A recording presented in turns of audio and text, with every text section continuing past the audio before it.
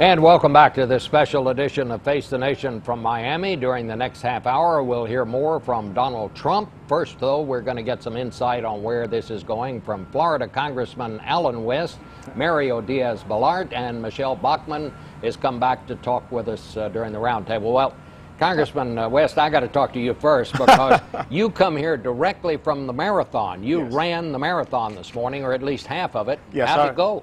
It went very well. It was quite humid this morning and ran the 13.1 miles. And because I haven't had an opportunity to get a lot of good training runs, when I hit that mile 10 marker, that was a little tough the last 3.1.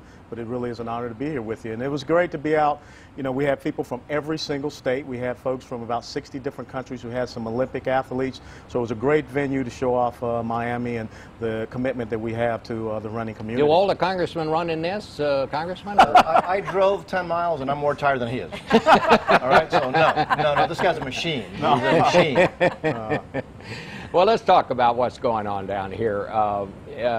Congressman, tell us where you think it is right now. I take it you're supporting Romney? Yes, I'm with Mitt Romney. Look, I think the issue is going to be the economy. You know, borrowing a phrase from the Bill Clinton years, it's the economy stupid. I think what we have in Washington is a failed presidency, a president who said that if we pass a stimulus, if Congress passed a stimulus, that unemployment would not reach 8%. By the way, at this time, it's supposed to be at 6.4%, and we know that that's not the case, so it's been a failed presidency, and I think the question is, who's the person who can get the jobs, you know, get the economy going, create the jobs, and I think the name that continues to surface after all the battles are said and done is Mitt Romney. Well, you're a Tea Party guy, Congressman West. Do you agree with that? Well, this is what I want to look for, is the best person that can stand by our Constitution and our conservative principles to be able to get this thing turned around. When I travel through the district down here and you look at the closed storefronts, the health care laws affecting our small businesses, the Dodd-Frank is affecting our small community banks and their relationship with small businesses. And I think everyone knows that South Florida is ground zero for the foreclosure rate, since Florida's unemployment rate overall is about 9.9%, and it's quite higher down here in South Florida. So we need to have some people that will come up with the right type of fiscal, tax, and regulatory policies to turn this thing around. Well, do you agree with Sarah Palin, who's saying this is not Gingrich versus Romney, it's a Tea Party versus a Republican establishment? Well, you know, I've only been up there for a little over a year, so I haven't been there long enough to be establishment. But, you know, I took an oath as part of my 22 years in the Army to support and defend this Constitution. And so what I'm looking for is the candidate that's going to do the best by honoring our Constitution and making sure that we put the American interest first and foremost. I think it's a very interesting contrast you have here across our country. It is equality of opportunity versus equality of achievement.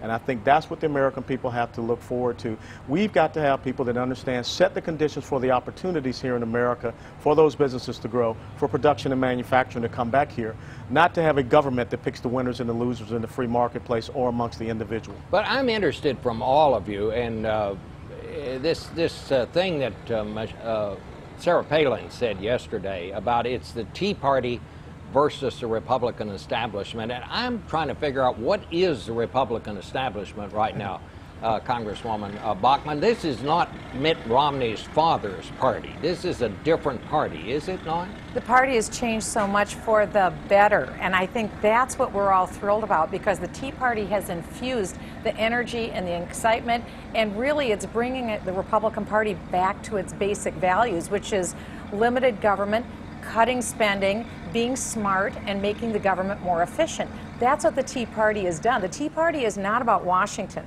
The Tea Party is a lot more about the Constitution and limited government and growth and opportunities, and that's exciting. And again, this is a very small day-by-day process that we're looking at, and every day the media is looking for a new story.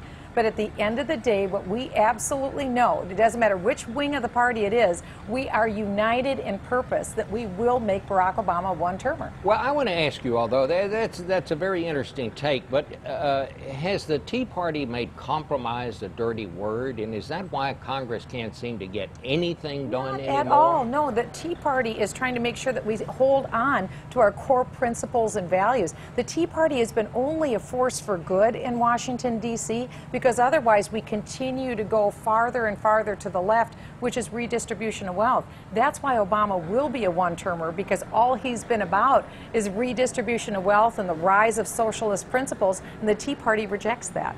And I think that you can have your principles, but also there has to be pragmatism with those principles.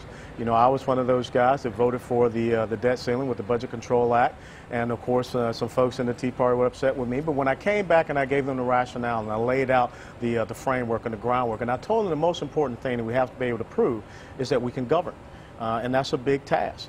You know, when you look at, as Michele said, the understanding of fiscal responsibility, constitutional mandated government that's effective and efficient, our free market, getting away from crony capitalism, like we said, where the government is taking hard-working American taxpayer dollars and they're funneling it to choose the winners and the losers based upon ideological agendas or what they want to see happen. And the last thing is our strong national defense. I'm very concerned about that. Newt Gingrich keeps saying that Mitt Romney, whatever else he is, he's just not conservative enough to get elected and not conservative enough to go up against Barack Obama. I mean, he makes comparisons. How about that, Congressman? You know, Mitt Romney came in just a few votes shy of first in Iowa. I don't think Iowa is exactly a left-wing radical state. Look, the reality is that the issue here is who can defeat Obama, who can defeat a failed presidency who's bringing our country, who has brought our country to the brink of bankruptcy, who has borrowed, you know, trillions of dollars, mostly from communist China, on failed policies, to send it to companies like Solyndra, where his friends, frankly, were large investors. Who's the person who can change that dynamic, bring back the country that we all love, the land of opportunity? This is the greatest nation that God has ever allowed men and women to build on earth, and we need to improve it. But unfortunately, President Obama seems to want to change it organically. And what Mitt Romney wants to do, and he has a plan to create jobs, to make sure that we bring back the standing of the United States internationally. Look, I just got back from the World Economic Forum in Davos, and what you hear everywhere is the decline of the United States, the concern of the incredible debt that the United States has right now. There's one person who's the cause of that, and it's President Obama. It's a failed presidency, and I'm convinced that Governor Romney is the one who can beat him in November. Do you give the President Obama credit for nothing? I mean, you know, I give him credit. Osama bin Laden is not with us anymore. No, you got to give him credit for you know, for signing that order to go after bin Laden. But let's be clear, the conditions would have not been there if he had not kept the policies of President Bush to go after terrorists abroad. By the way, policies that President Obama, when he was senator, disagreed with. But you got to give him credit. He didn't have to keep them. He did, and because of that, he was able to give that order to kill bin Laden, and you got to give him credit for that. Aren't keeping score, Bob. They aren't keeping score between people. They just want the country to work again, and they see that under Barack Obama, the country isn't working. They just want the country to work because they want to hold on to their house, they want a job, they want higher wages, and it's not happening under Barack Obama. Well, I want to thank all of you very much for giving your side of the story here. Thanks very much, and it's fun to be down here. Welcome to paradise. Bob. Thank you so much.